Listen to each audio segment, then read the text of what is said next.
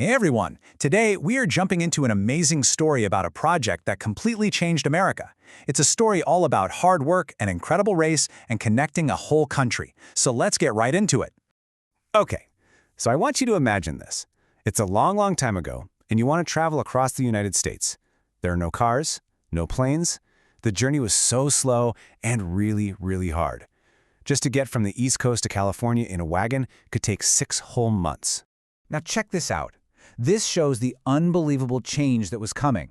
A brand new technology, the railroad, was about to take that 6-month journey and shrink it all the way down to just 1 week. Can you believe that? America was about to feel a whole lot smaller. So how in the world did this happen? Well, it wasn't just one company building the whole thing. It was actually a massive competition, a great railroad race. 2 different companies were given one huge goal: build a railroad across the entire country and connect the East and West Coast for the very first time. All right, let's meet our 2 teams. On one side, we've got the Union Pacific Railroad. They started out in the East, in Omaha, Nebraska, and started building their way west. And their big competition? That was the Central Pacific Railroad. They started in Sacramento, California, in the West, and were building east. This map really shows you the race in action. You can see the 2 lines just creeping toward each other. Now, the government was giving these companies land and money for every single mile of track they built, so you can bet they wanted to work fast. The faster they went, the more they earned. It was a mad dash to meet in the middle. Let's take a closer look at the first team. We'll start with the Union Pacific, the team that was building from the east. Their journey kicked off across the huge, wide-open Great Plains.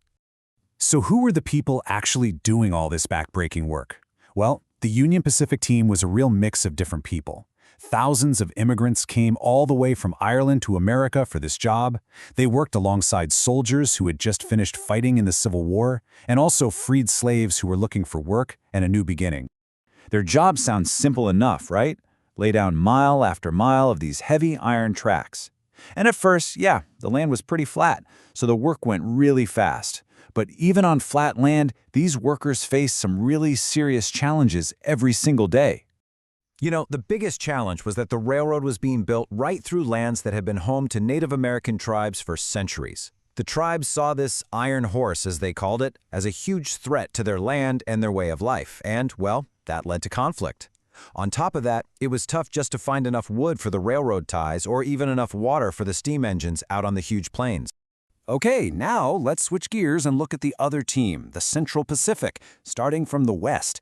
They didn't have flat plains to deal with. Oh no, they faced a gigantic obstacle right from the very start, the massive Sierra Nevada mountains. And to take on this incredible challenge, the Central Pacific hired thousands and thousands of workers from China. These men were known for being unbelievably skilled and hardworking. They took on some of the absolute toughest and most dangerous jobs so they could earn money to send back home to their families. Just look at this photo for a second. It gives you an idea of just how hard this work was. Workers had to literally curve these heavy iron rails by hand with nothing more than simple tools and their own strength. It was just brutal, physical work day in and day out. I mean, can you imagine? Building through those mountains was so slow and extremely dangerous.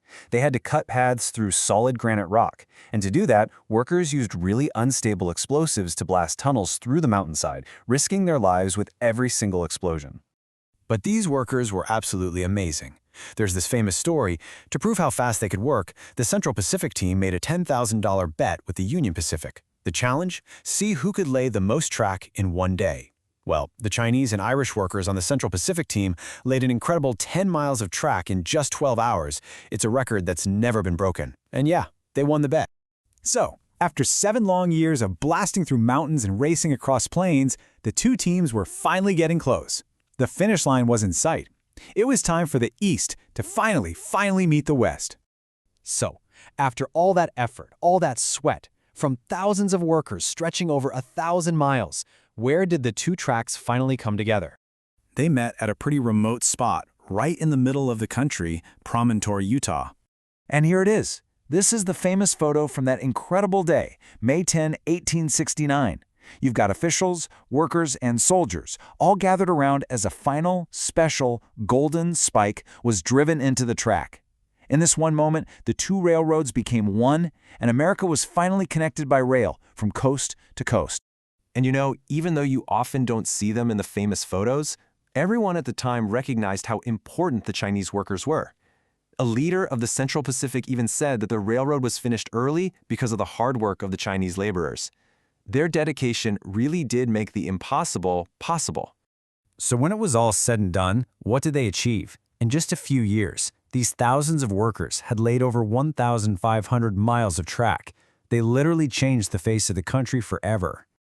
The Transcontinental Railroad was this incredible piece of technology that brought a whole nation together and completely changed how people lived and worked.